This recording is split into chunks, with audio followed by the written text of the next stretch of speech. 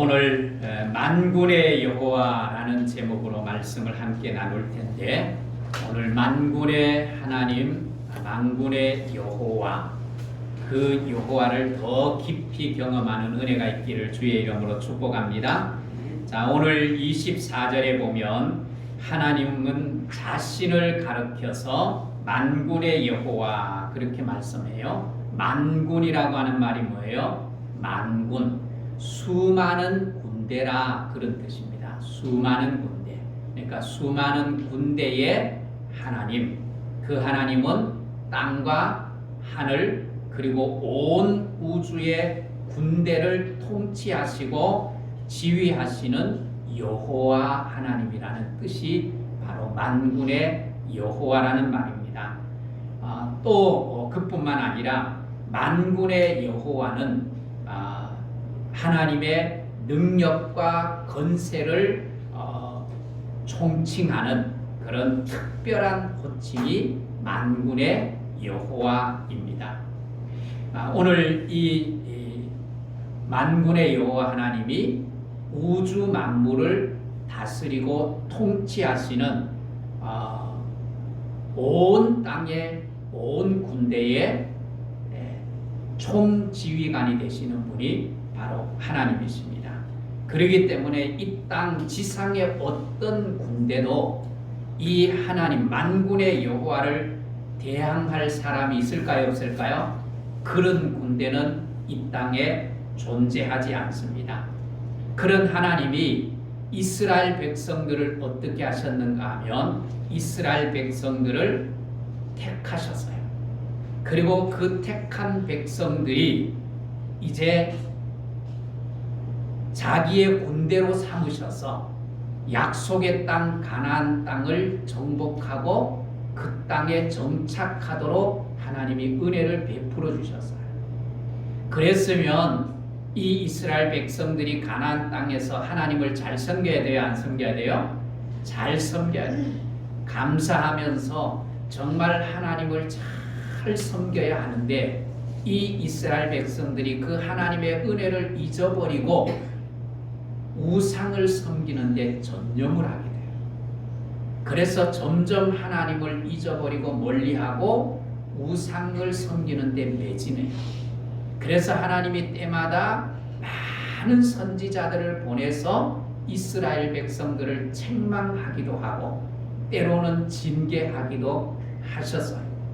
그런데 끝끝내 이 이스라엘 백성들이 돌아오지 않는 거예요. 그러니까 이스라엘 백성들을 하나님이 채찍질 하셔서 돌아오도록 훈계하기 위해서 누구를 사용하는가 하면 아수르를 사용합니다. 아수르는 그 당시에 최강대국이었습니다.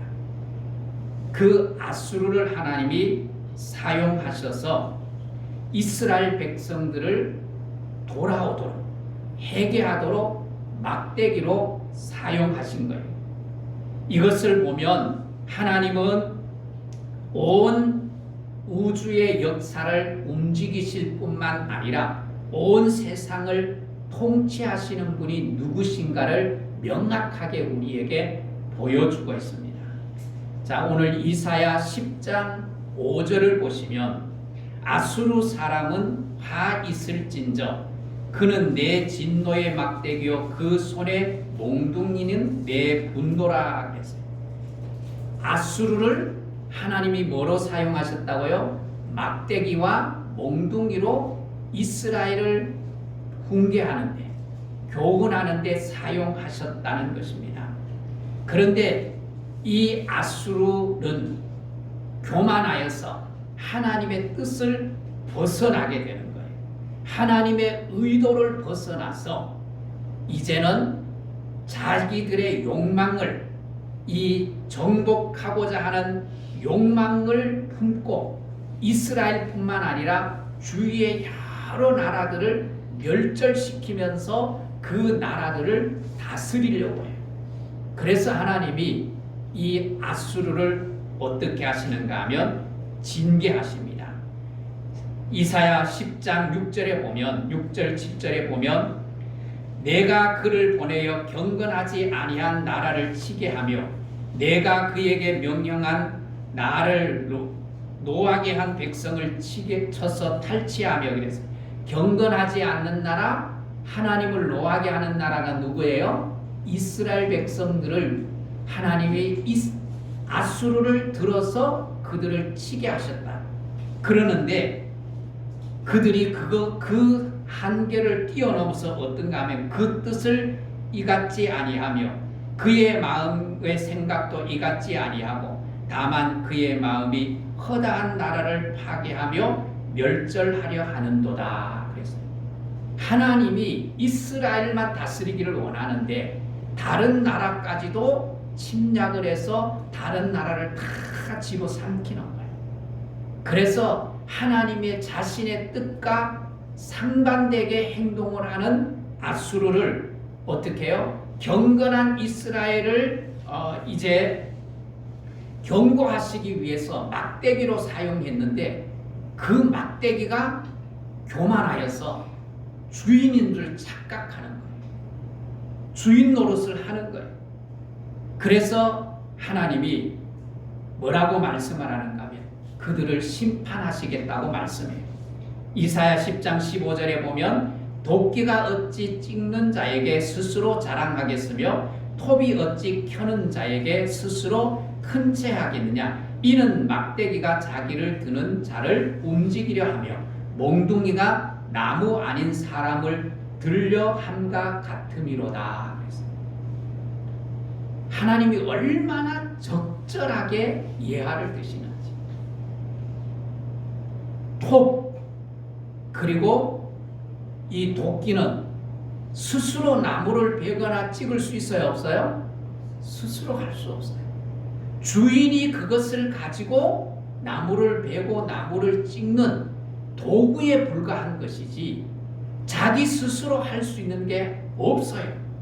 그런데 아수르는 주제넘게 자기가 도끼이면서 또 톱 같은 존재, 쓰임받는 도구임에도 불구하고 자기가 주인 노릇하려고 하는 거예요. 그래서 하나님이 25절 26절에 이렇게 말씀합니다. 내가 오래지 아니하며 내게는 분을 그치고 그들은 내 진노를 멸하리니 하시도다. 만군의 여호와께서 채찍을 들어 그를 치시되 오렙의 바위에서 미디안을 치신 것 같이 하실 것이며 막대기를 드시되 바다를 향하여 애굽에서 하신 것 같이 하실 것이라. 그래서 하나님께서 미디안이 망한 것처럼 애굽의 군대들이 바다에 수몰된 것처럼 아수르도 하나님께서 뭐 하시겠다고요? 멸망시키시겠다. 주인 노릇하는 그 아수르를 멸망시키겠다. 오늘 본문에도 한번 보십시오. 오늘 본문에도 보면 25절에 내가 아수르를 나의 땅에서 뭐 하시겠다고요? 뭐 하시겠다고요? 파하며 나의 산에서 그것을 뭐 하겠다고요? 짓밟겠다. 하나님께서 아수르를 짓밟으시겠다고 말씀합니다. 이것은 아수르뿐만 아니라 하나님이 만군의 하나님이 온 땅의 주인이시고 통치자라는 것을 분명하게 보여주시는 거예요. 이 아수르뿐만 아닙니다. 이후에 누가 또 일어서는가 하면 바벨론이 일어섭니다. 바벨론은 아수르보다가 더 강력한 강대국이었습니다. 그런데 그 바벨론의 느부갓네살 왕은 하나님 자신이 만군의 여호와이심을 이 바벨론을 통해서 또다시 한번 보여주시는 거예요. 느부갓네살 왕은 하나님이 막대기로 사용하셨어요. 그런데 이 느부갓네살 왕도 아수르처럼 얼마나 교만한지 너무너무 교만한 거예요. 그래서 다니엘서 4장 30절에 보면 느부갓네살 왕이 스스로 이렇게 말합니다. 뭐라고 말씀을 하는가 하면 내 능력으로 내 왕국을 세우겠다. 누구의 능력으로요? 느부갓네살 자신의 능력으로 왕국을 세우고 그리고 자기의 위엄과 영광을 나타내시겠다고 교만하게 말을 합니다. 그 말이 떨어지기도 전에 하나님이 이렇게 말씀합니다. 다니엘서 4장 31절 32절에 보면 이 말이 아직도 나 왕의 입에 있을 때, 그러니까 말이 아직도 떨어지지 않았다. 왕의 입에서 말이 떨어지지 않았을 때 하늘에서 소리가 내려 이르되 느부갓네살 왕아 내가 말하노니 나의 왕위가 내게서 떠났느니라. 내가 사람에게서 쫓겨나서 들짐승과 함께 살면서 소처럼 풀을 먹을 것이요 이와 같이 7때를 지나서 지극히 높으시니가 사람의 나라를 다스리시며 자기의 뜻대로 그것을 누구에게든지 주시는 줄 알기까지 이르리라. 하나님이 주시는 분이시고 하나님이 빼앗을 수 있는 이 땅의 주인이 하나님이 알기까지 느부갓네살 왕을 어떻게 하시겠다고요? 짐승처럼 살게 하겠다.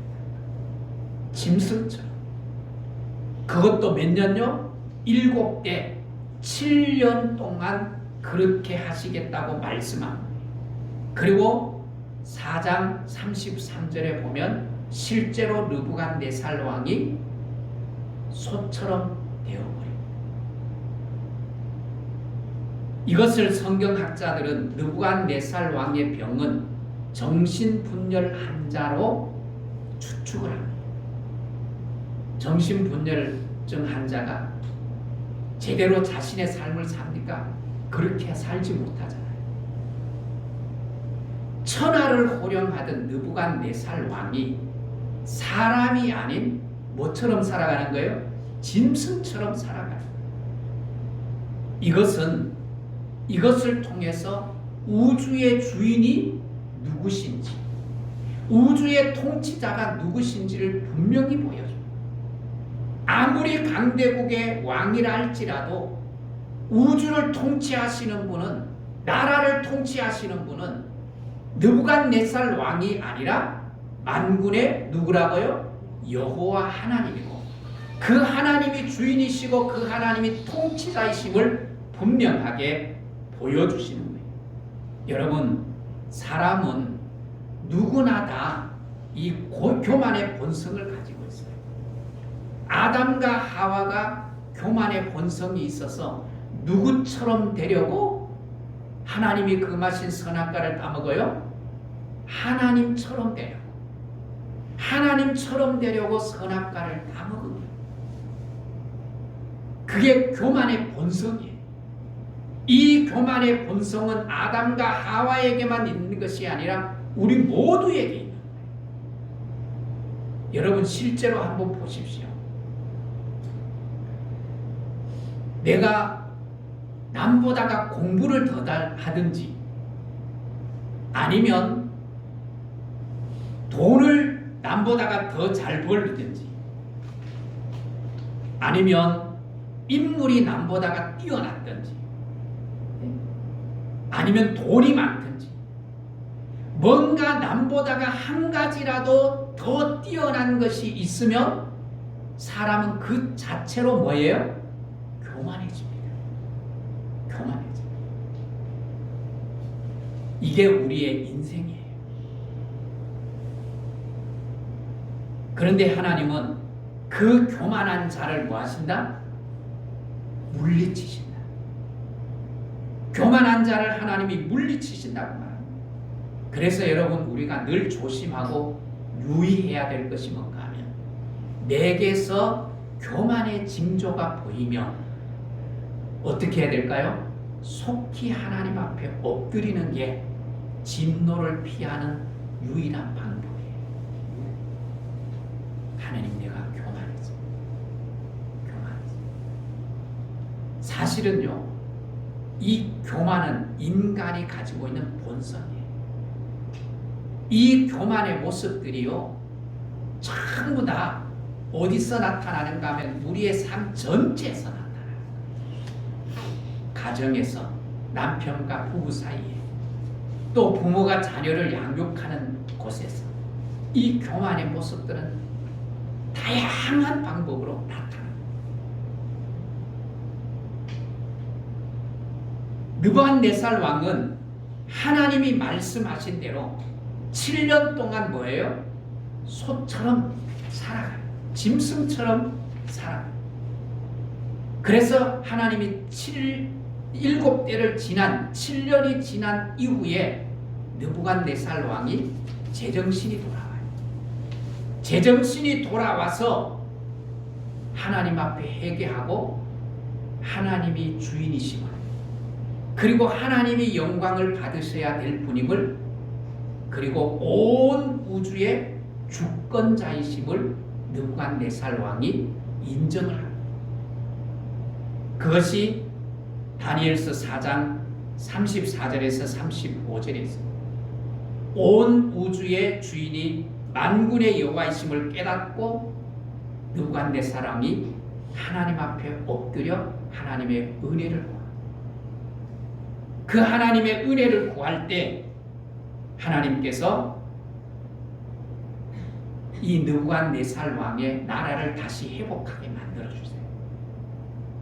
그게 다니엘서 4장에 나오는 말씀입니다. 여러분, 만군의 하나님, 만군의 여호와 하나님은 나라를 세우시기도 하고 나라를 폐하시기도 합니다.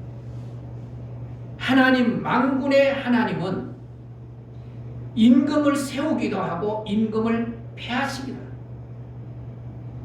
오늘 이런 하나님을 우리가 의지하고 이런 하나님을 나의 하나님으로 삼고 살아갈 때 우리는 어떤 환경을 만나든지 두려워하지 않는 당당한 믿음을 가지고 세상과 맞설 수 있는 그런 힘을 가지게 될 줄 믿습니다. 이 은혜를 가장 잘 알았던 사람이 누구예요? 하나님이 온 우주의 주인이시고 주권자이시고 만왕의 왕이심을 가장 잘 알고 그 하나님을 모시고 자신의 삶에서 승리를 거두는 삶을 살았던 사람이 성경에 여럿이 나타나는데 그 중에 대표적인 사람이 다윗 왕입니다. 다윗은 소년 시절에 굴에 가 있는 형님들의 안부를 물어오라고 하는 아버지의 신부를 받고 전쟁터에 나갔어요. 전쟁터에 나갔는데 이스라엘 군대와 그리고 사울 왕이 누구 앞에 벌벌 떨어요? 골리앗 장군 앞에 벌벌 떠는 거예요. 골리앗 장군이 하나님을 모욕하고 있는데 그 앞에 싸울 힘이 없으니까 벌벌 떨고 두려워하고 있는 거예요. 그 모습을 보고 다윗이 뭐라고 외칩니까? 사무엘상 17장 45절에 이렇게 외칩니다. 너는 칼과 창과 단창으로 내게 나아오거니와 나는 만군의 여호와의 이름 곧 내가 모욕하는 이스라엘 군대의 하나님의 이름으로 내가 내게 나아가노라. 어린 소년이 얼마나 당당하고 힘있게 외칩니다. 너는 창과 칼을 가지고 나왔지만 나는 만군의 여호와의 이름으로 뭐 한다고요? 나간다. 그러면서 이스라엘의 총사령관일 뿐만 아니라 우주를 통치하시는 왕이심을 믿은 다윗은 전쟁은 칼과 창에 의해서 승리하는 것이 아니라 만군의 여호와의 능력으로만 뭐 할 수 있다? 승리할 수 있다고 믿고 그 하나님을 의지하여서 나아가서 단번에 뭐 합니까? 그 이스라엘을 두렵게 하고 하나님을 모욕했던 골리앗 장군을 단번에 죽이고 승리를 합니다. 이렇게 믿음의 실체가 다윗에게 나타난 거예요. 여러분, 믿음은 간념적인 게 아닙니다. 생각 속에만 있는 게 아니에요. 믿음은 우리로 하여금 삶에서 실제로 경험하게 만들고 승리하게 만드는 줄 믿습니다. 그렇기 때문에 만군의 여호와 하나님을 나의 하나님으로 모시고 그 하나님과 함께 승리하는 삶을 살아가는 믿음의 성도들이 되시기를 주의 이름으로 축복합니다. 여러분, 하나님이 이스라엘을 군대로 세우셨어요. 출애굽기 12장 40절에서 41절에 이렇게 말합니다. 이스라엘 자손이 애굽에 거주한 지 430년이라 430년이 끝난 그날에 여호와의 군대가 다 애굽 땅에서 나왔은즉 그랬어요. 이스라엘 백성들이 애굽에서 출애굽을 하는데 하나님이 뭐라고 말씀을 하세요? 그 이스라엘 백성들을 뭐라고 지칭을 해요? 하나님의 군대가 어디에서 나왔다고요? 애굽에서 나왔다고 말합니다. 훈련받은 경험이 없어요. 430년 동안 종살이 하던 이스라엘 백성들이 출애굽해가 나왔는데 무슨 군대가 되겠습니까? 오합지졸 그 자체예요. 그런데 하나님은 그 백성들을 뭐라고 지칭을 해요? 나의 군대라 그렇게 말해요. 그리고 그 이스라엘 백성을 나의 군대 삼아서 하나님의 약속한 가나안 땅 정쟁 정복에서 뭐하게 하세요? 승리하게 하십니다. 이기게 만드십니다. 이게 우주를 다스리시는, 우주를 통치하시는 만군의 여호와 하나님인 줄 믿습니다. 예수 그리스도께서도 오늘 우리를 뭐로 부르셨어요? 군사로 부르셨어요.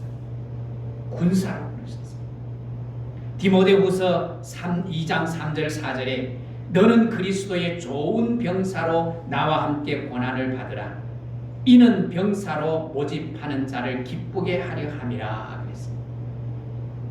우리가 예수 그리스도의 좋은 군사로, 예수님은 우리의 뭐가 되신다? 총사령관이 되시는 거예요. 그래서 예수 그리스도께 우리가 순종하고 믿음으로 나아가면 우리의 삶에 뭐를 안겨주실까요? 승리를 안겨주십니다. 믿으시기를 주의 이름으로 축복합니다. 그런데 우리의 싸움은 혈과 육의 싸움이 아니에요. 에베소서 6장 12절에 우리의 씨름은 혈과 육을 상대하는 것이 아니요 통치자들과 권세자들과 이 어둠의 세상 주관자들과 하늘에 있는 악의 영들을 상대함이라 그랬습니다. 그렇습니다. 지금 세상은 골리앗처럼 우리를 두렵게 합니다. 그리고 우리를 위협합니다. 돈의 골리앗, 권력의 골리앗, 쾌락의 골리앗, 이것들이 우리를 유혹하고 위협하고 우리를 흔들어 놓습니다. 돈과 권력과 쾌락의 이 골리앗을 따라가지 않으면 세상을 우리를 향하여서 미련한 자라고, 세상의 재미가 얼마나 좋은데 그 재미를 포기하느냐, 너 그렇게 살다가 망한다, 우리를 유혹하고 우리를 조롱합니다. 이런 때에 우리는 사울 왕과 같이 이스라엘 군대처럼 골리앗 앞에서 벌벌 떨면서 전쟁을 포기하는 것처럼 우리도 그런 약한 마음이 들 수 있습니다. 그러나 여러분, 다윗처럼 만군의 하나님을 의지하여서 오늘 세상의 골리앗과 맞서서 싸워 승리할 수 있는 믿음의 성도들이 될 수 있기를 주의 이름으로 축복합니다. 여러분, 그 강력한 힘을 가지고 있는 아수르를 하나님이 뭐 하셨어요? 짓밟으셨어요. 그 강력한 힘을 가지고 있는 느부갓네살 왕을 뭐로 만들어 버렸어요? 짐승처럼 만들어 버리셨어요. 그 만군의 하나님 여호와가 누구의 하나님이요? 나의 하나님. 나의 하나님. 여러분, 하나님을 만군의 하나님으로 믿지 아니하고 받아들이지 않았던 사울 왕은 패하였습니다. 그 나라가 빼앗겨서 만군의 하나님으로 자기 하나님을 삼았던 다윗에게 나라를 넘겨주고 말. 만군의 하나님을 나의 하나님으로 모셨던 다윗은 평생 동안 뭐하면 살아요? 승리하며 살아요. 사랑하는 성도 여러분, 만군의 여호와 그 하나님을 굳게 붙잡고 그 하나님을 나의 하나님으로 모시고 그 하나님을 순종함으로 말미암아 여러분의 삶 속에서 날마다 승리하는 그런 복된 성도들이 될 수 있기를 주의 이름으로 축복합니다. 축복합니다.